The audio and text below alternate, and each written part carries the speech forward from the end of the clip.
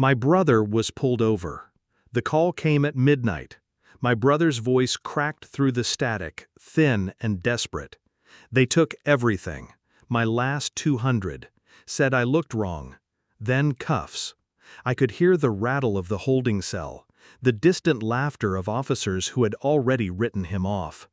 I called the arresting officer. His voice was smug, heavy with beer and authority. "So what? I arrested him for no reason. What you gonna do about it, punk?" He wanted me to bark, to rage, to be predictable. I didn't. I let the silence stretch until it hurt him more than it hurt me. Then I hung up. My hand hovered over the phone again. Not shaking, not trembling, just steady. I dialed a number I hadn't touched in years. A single call, a name whispered. Then nothing. The next morning my phone rang. Unknown number. A voice like gravel. "Who the hell are you? Internal Affairs is tearing my precinct apart. That officer's suspended. My men are spooked. Do you realize what you've started?" I smiled. Not at his words, at his fear. Because fear meant leverage, and leverage is everything. But this wasn't just about a cop. It never is.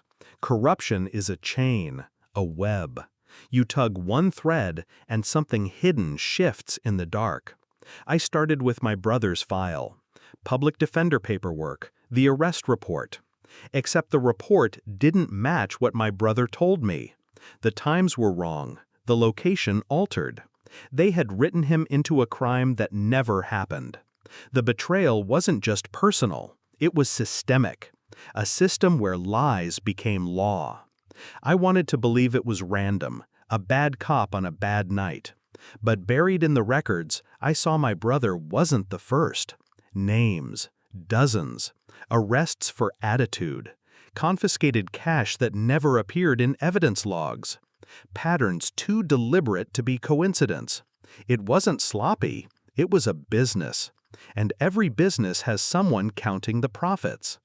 The chief had called me, thinking I was a ghost he couldn't see. He had no idea I was standing in the middle of his rot, piecing together every fracture. This wasn't chance. This was architecture. A machine built to devour the poor, the voiceless. My brother just happened to be next in line. I couldn't undo what was taken, but I could make sure they never took again. And I would do it without raising my voice. I started small. I asked questions no one expected me to ask. To the clerk at the courthouse, "Why do the timestamps on half these reports look forged?" To the bailiff, "How often do confiscated items actually reach evidence?" To my brother, "When they took your money, did they count it in front of you?" He shook his head. "Of course not." I traced phone records, officers calling the same burner numbers, payments hidden as consulting. I sat in my car outside the precinct, watching them laugh on the steps, their arrogance painted across their faces. Every smirk, every casual insult hurled at passers-by, I memorized it, stored it like fuel. But outside, I was still, controlled. I visited my brother in silence, promising him nothing but patience.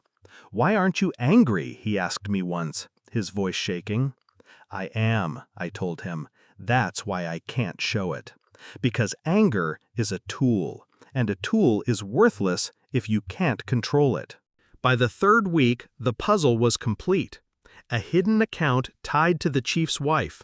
Transfers every Friday. The officer who robbed my brother was just one of many. Soldiers feeding the king.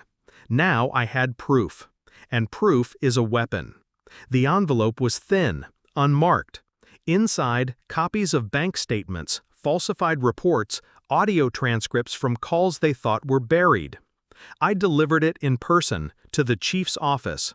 He looked up when I entered, eyes tired, skin pale. Internal Affairs had already left cracks in his armor. I placed the envelope on his desk, said nothing. He opened it. His hands shook as he scanned the pages, his face drained. "How?" he whispered. I didn't answer.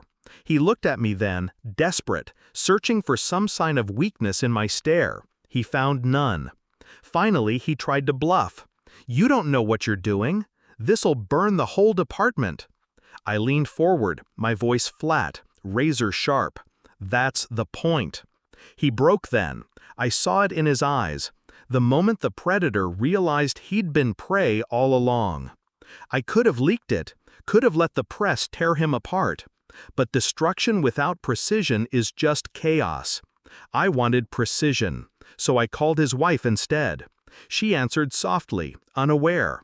I asked her to meet me. Neutral ground. When she arrived, I slid the same envelope across the table. No words. Just the evidence of her husband's empire of theft funneled into the account under her name. Her hands trembled. Her breathing quickened. This can't be real," she whispered. "It's real," I said, "and it's in your name. Which means when this collapses, you're the one who burns." She stared at me, horror stretching across her face. I didn't threaten. I didn't need to. The truth was sharper than any blade. "Why are you showing me this?" she finally asked. "Because I want him to feel what my brother felt," I said. Helpless, trapped, watching everything taken. I stood, left the envelope behind. By the time the chief came home that night, his empire was already in flames. Not from the press, not from internal affairs, from his own house. My brother was free, his name cleared, but innocence never replaces what's stolen. He asked me once what I did, how I made it happen. I told him the truth. I made one call. Because it wasn't about the details, it was about control. About showing that even the most untouchable can be undone when someone is willing to wait, to calculate, to strike without mercy. The chief never called again. Neither did his men. His name vanished from the papers, replaced by whispers, disgrace, silence. And me? I didn't celebrate. I didn't drink to it. I just sat alone in the quiet, knowing I had restored balance in a world built to crush it. No pity, no guilt, only clarity. I learned something that night, something permanent. Power isn't loud. Power is quiet, cold, unshaking. And when it arrives, it doesn't knock, it hangs up the phone.